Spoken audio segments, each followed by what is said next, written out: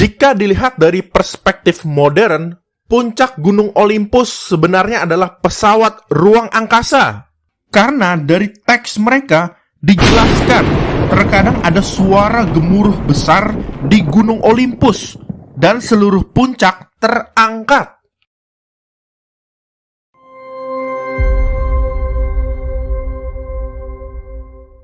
Banyak mitologi dari seluruh dunia sejak ribuan tahun yang lalu memiliki cerita ada makhluk yang turun ke bumi dengan suara keras seperti gemuruh, ada api dan asap.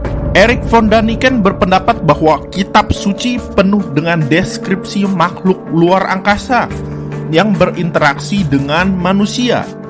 Ribuan tahun yang lalu, ketika nenek moyang kita masih primitif, makhluk luar angkasa turun ke bumi.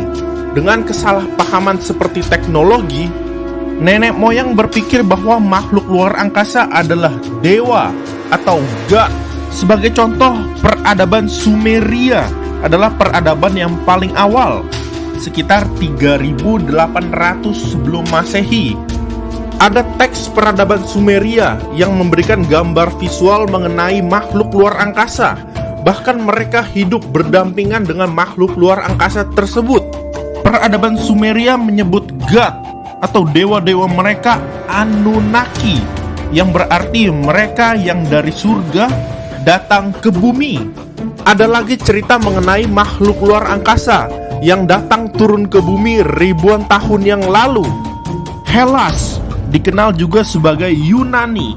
Setiap hari ribuan wisatawan mengunjungi kuil dan monumen yang dibangun untuk menghormati para dewa. Akropolis, Delphi, Parthenon, kuil Apollo. Situs kuno tersebut merupakan cerminan untuk penghormatan kepada makhluk yang konon menguasai dunia ribuan tahun yang lalu. Gunung Olympus, gunung tertinggi di Yunani. Menurut mitos kuno, situs ini adalah rumah para dewa. Disinilah Zeus duduk di singgasananya.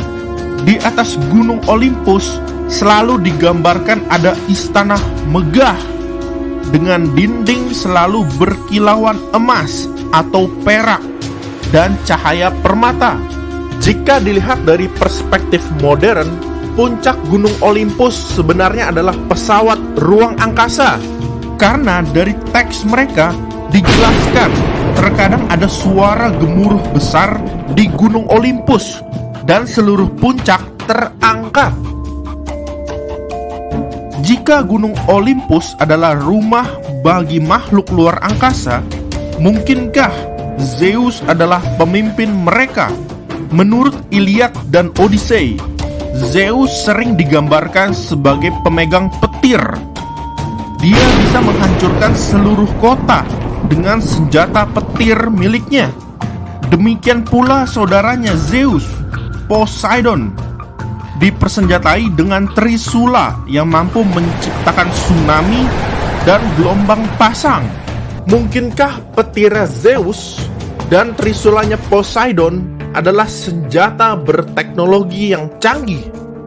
Salah satu yang paling terkenal dari bahasa Yunani adalah dewa Apollo mengendarai kereta berapi di langit. Apollo adalah guru dari orang Yunani.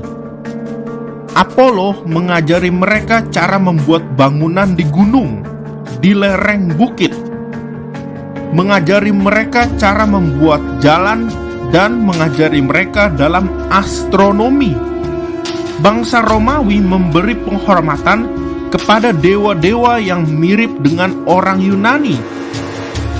Zeus dikenal sebagai Jupiter, Poseidon disebut Neptunus, tapi Apollo dikenal oleh keduanya, bangsa Romawi dan Yunani.